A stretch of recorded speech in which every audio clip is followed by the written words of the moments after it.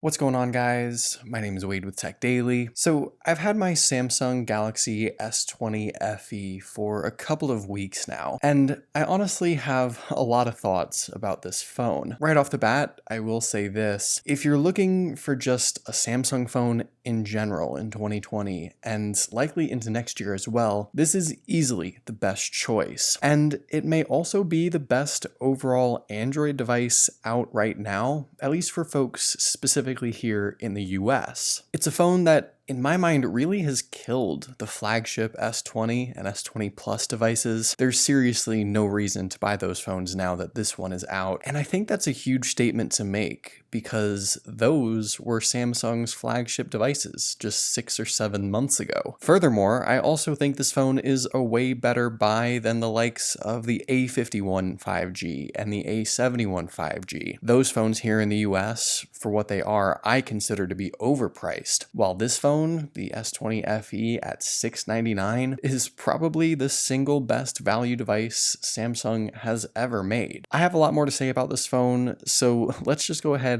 and get into it. But if you're looking for a straightforward answer to whether or not you should consider this phone, yes, absolutely, this is the phone to get. Physically, the S20 FE is this sort of interesting combination of fun colors paired with cheaper materials, but at the same time, it's a similar form factor to the big, expensive flagship phones with all the extra features thrown in. This sort of mint green finish, I think, is really nice. It's certainly my favorite color in the lineup, but you have half a dozen to choose from: blue, orange, red, white, and purple. The material here, at least on the back, is plastic. It's got a matte finish, sort of a smooth feel, but you know what material this is as soon as you hold it in your hand. Yeah, it's not glass or metal, but this is exactly what you get on the $1,000 Note 20 as well, so that's a really weird connection to make. And the metal frame with the polished chrome finish sort of balances out the whole look, I think. So in the end, it's still a good looking phone, even if you do miss out on the complete premium build. But the thing is, if you can look past the plastic back cover, which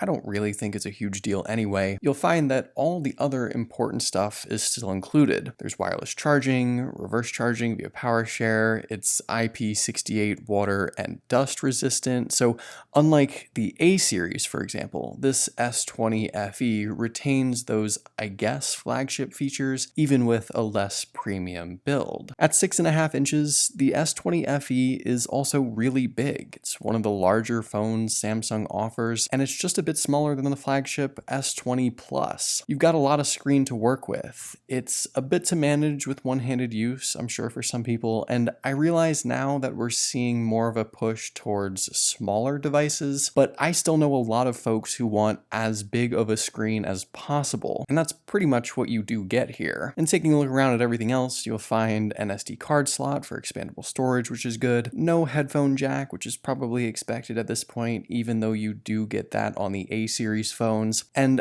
underneath the front display is a fingerprint sensor. With this, its speed and accuracy actually mimics the flagship S20, and in my experience, it's significantly better than what ships on the A series phones. So just another area where Samsung took the extra step rather than compromising. And there's also Face Unlock 2, which you should pair up with, and that works fine as well. Another thing you won't get on a cheaper Samsung phone is a dual stereo speaker setup. You've got the one downward speaker towards the bottom and the additional speaker in the earpiece, and this out loud listening experience here is really good. Yes, I do think other phones may still do it better, but it's worth highlighting, and it's actually one of the biggest things I miss on the A series phones. And here's a quick sample so you can get an idea. Hold me close till I get up.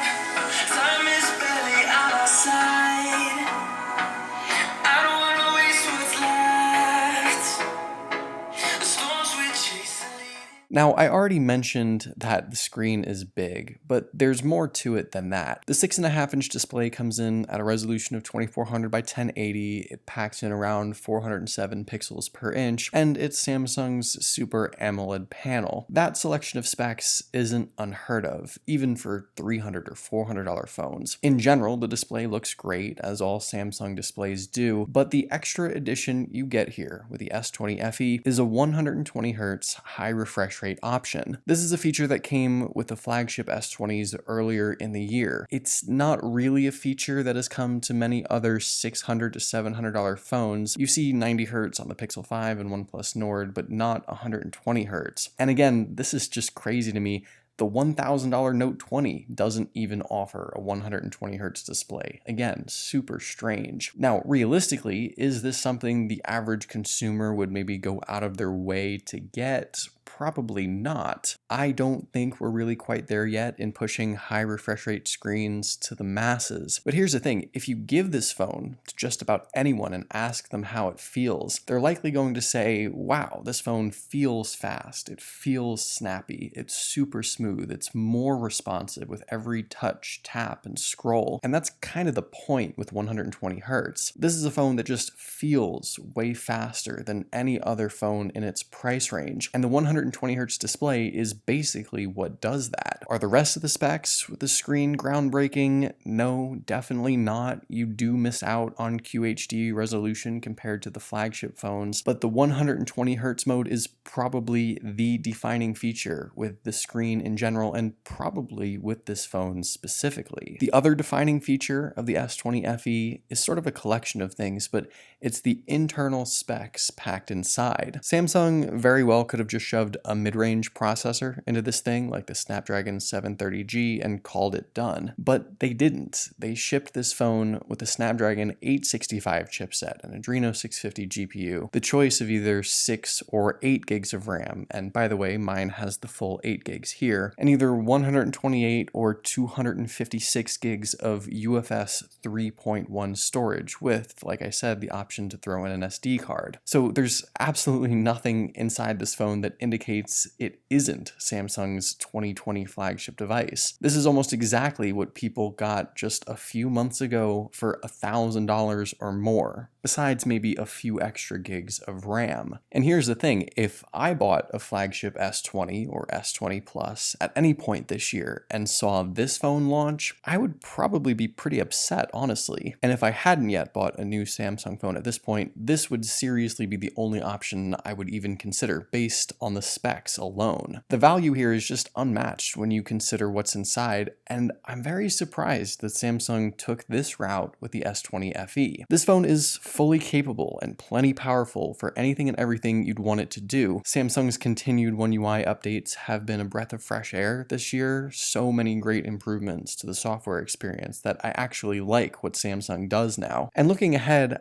I can safely say that this S20 FE is a phone I'd be comfortable with 3 or 4 years down the line at least. Not only is this phone included in Samsung's list of devices getting 3 years of updates, but the definitive 2020 specs inside with no compromises, no Exynos chipset, no outdated hardware, it all means that this phone is a long-term investment for sure. I'm not sure how I can state this any other way, but this S20 FE simply has no compromises, and it kind of doesn't make sense. It's almost too good, and I don't want to come across like I'm overhyping this phone. I'm just looking at it objectively, spec-wise, performance-wise, feature-wise, side by side against a much more expensive phone. This S20 FE just isn't lacking anything. And this also extends to the battery as well. With a 4500 milliamp battery packed inside, it's bigger than the regular flagship S20. It's the same size as the S20 Plus, but I found this phone to last just as long, if not longer, than those phones. It's an all-day device and then some. The kicker here is that for whatever reason, Samsung decided to ship this phone with its small, older power brick, even though it supports 25-watt fast charging. Out of all the cost-saving measures, it's weird that that's what they chose to do, but whatever. And since you've got a Snapdragon chipset rather than an Exynos one inside, I found it to be better optimized. Disabling the 120 Hz refresh mode does help battery quite a bit by adding additional hours of use at least, but even if you don't want to do that, you're going to be getting through a full day no problem. Just like with basically everything else, Samsung also essentially took their flagship S20 cameras and included them here with the S20 FE, but there's actually even more to it than that. On one hand, you've got basically the same 12 megapixel main lens and the same 12 megapixel ultra wide lens. What's missing missing is that 64 megapixel telephoto lens. That gets bumped down on the S20 FE to an 8 megapixel telephoto lens, and you lose the 64 megapixel high detail shooting mode, obviously. On the other hand, though, the selfie camera is a 32 megapixel f2.2 shooter, and in my experience, the selfies are oftentimes better than what came off the flagship S20. Feature and shooting mode wise, there's nothing missing here. Everything from 4K 60 to pro video mode to all the filters and functions and everything else. And the results, I think, speak for themselves. This is, for all intents and purposes,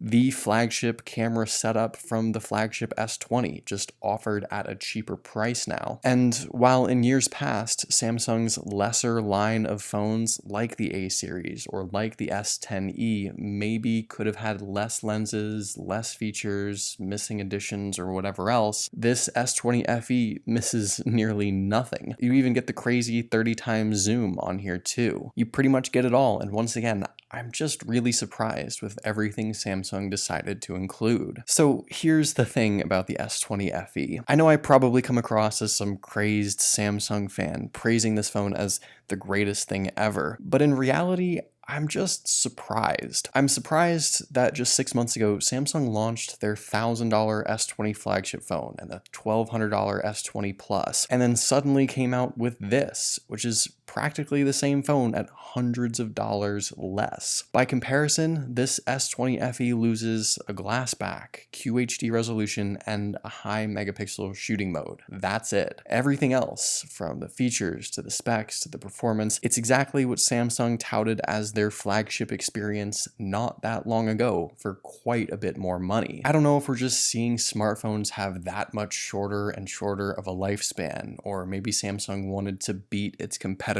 into the $600 to $700 space with this phone, but whatever the reason is, Samsung brought to market easily the best overall value Android device in the US that's available right now, and probably the best value for the foreseeable future too. I'm not sure I can put it any other way except that there's simply no reason to pay more for any other device, but especially not the flagship S20 or S20 Plus now that this phone exists. This is the Samsung phone to get right now. It's the Android phone to get right now if you're in the US, and I think it's an incredibly good value for the price. So there you go, those are all of my thoughts on the Samsung S20 FE. What do you guys think? Did I praise this phone too much? Let me know in the comments down below. I'd love to hear your thoughts, of course. But hopefully you guys did enjoy this video. Be sure to follow TechDaily on Twitter and subscribe to the TechDaily YouTube channel if you haven't already, and I'll see you guys later.